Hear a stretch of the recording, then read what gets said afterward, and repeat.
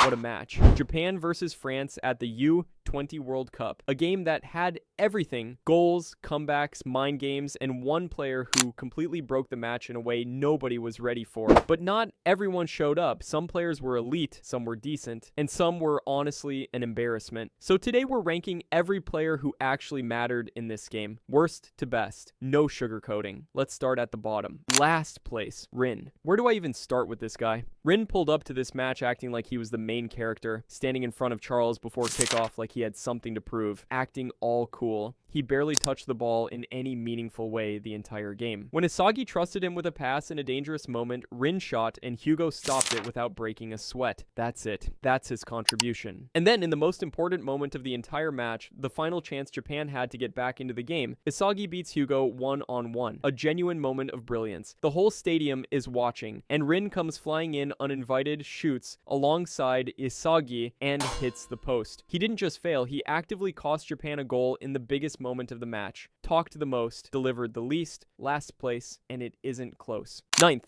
Nico and Kunigami. Both did exactly what they needed to do.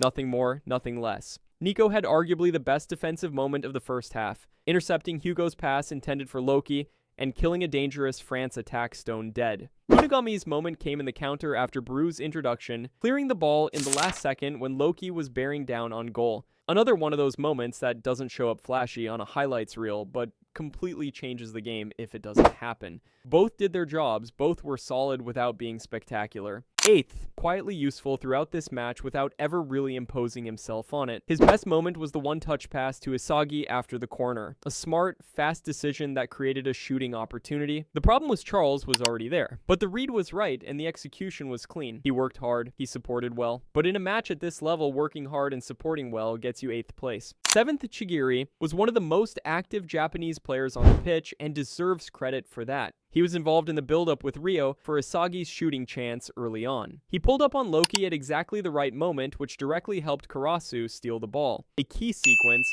that changed the momentum of the match. He worked up and down the pitch the entire game. But here's the honest truth. Every time Chigiri got into a direct duel with France's defenders, he came off second best. He was a good support player in this game, not a difference maker. 6th, Isagi. This one is complicated, because on any other day, Isagi is the best player on this pitch by a distance, and there were moments where you saw it. Japan's entire belief after going 1-0 down rested on him. Chigiri said it outright, Hiyori backed it completely. That's how much his teammates trust him. And in the final minutes, he beat Hugo one-on-one, which was a genuine moment of individual brilliance that reminded everyone what he's capable of. But Hugo broke him mentally, and that's the honest truth. The constant trash talk. The line about Isagi being better suited as a number 2. It got inside his head completely. You could see it in his decision-making, overthinking, hesitating, carrying the pressure of being Japan's only real hope on his shoulders. He was in his head for huge stretches of this game. 6th place for a player of his level feels harsh, but this wasn't his match. Hugo made sure of that. 5th, Baru. Baru came off the bench in the second half and immediately made his presence felt. His first meaningful involvement ended with his shot getting blocked, which was a decent enough start. But then came the moment that mattered. Karasu identified Shidu as the weapon, played him in, Loki tried to intercept, and then Baru arrived, stole the ball in a dangerous area and scored. Exactly what a substitute is supposed to do. He came in, he scored, he gave Japan a lifeline. The fact that France immediately answered with Loki's volley to make it 3-2 doesn't take anything away from Baru's contribution. He was sharp, direct, and effective from the moment he stepped on the pitch. Good substitution. 4th, Charles announced himself in the very first minute of this match and never let Japan forget he was there. The 1-2-0 straight from kickoff was a statement, not a lucky goal. A deliberate, coordinated move with Loki and Hugo that showed France came prepared to dominate from the very first second. Hugo with the assist, Charles with the finish. After that, Charles was constantly in the right place. Every time Japan tried to build through Isagi, Charles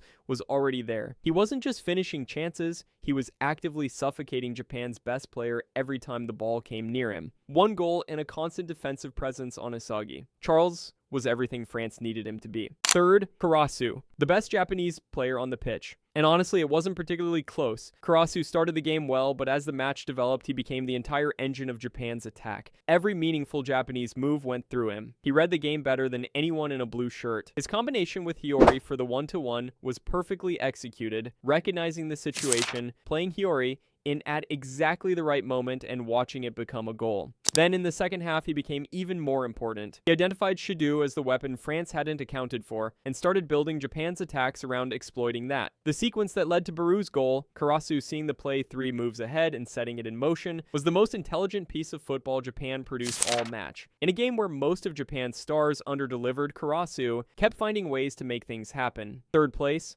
and he deserved every bit of it. 2 goals, and both of them were absolutely ruthless. The awareness to use his own teammates as bait in real time shows a football intelligence that is genuinely scary at this age level. Then, after Baru pulled it back to 2-2 and Japan dared to believe, Loki immediately killed that hope. Hugo drives forward from kickoff, plays it to Loki on the run, and Loki takes it first time on the volley. 2-2 becomes 3-2 in seconds. And then, the 4-2 counter after Rin hit the post was the final nail. Japan's last chance turned into Loki's third involvement in a goal. 2 goals, both in crucial moments, both showing exactly why France trusted him to be on that pitch. Second place easily. First, Hugo. This wasn't even a debate. Hugo was everywhere in this match, and I don't just mean statistically, though the 1 goal and 1 assist speak for themselves. I mean mentally, physically, and tactically, Hugo dominated this game in a way that only the very best players can. From the opening minutes, he was reading Isagi's movements better than Isagi was reading them himself. He was in the right position every single time Japan tried to play through their best player. He intercepted, he tracked, he defended, and while he was doing all of that, he was also talking. The line about Isagi being better suited as a number 2 wasn't just trash talk, it was a tactical weapon, and it worked. Isagi spent the rest of the match trying to prove Hugo wrong instead of just playing his game. That mental edge completely changed the match. And when Hugo needed to deliver going forward, he did that too. The 2-1 was genius, using Loki and Charles as decoys and finding the pocket of space that nobody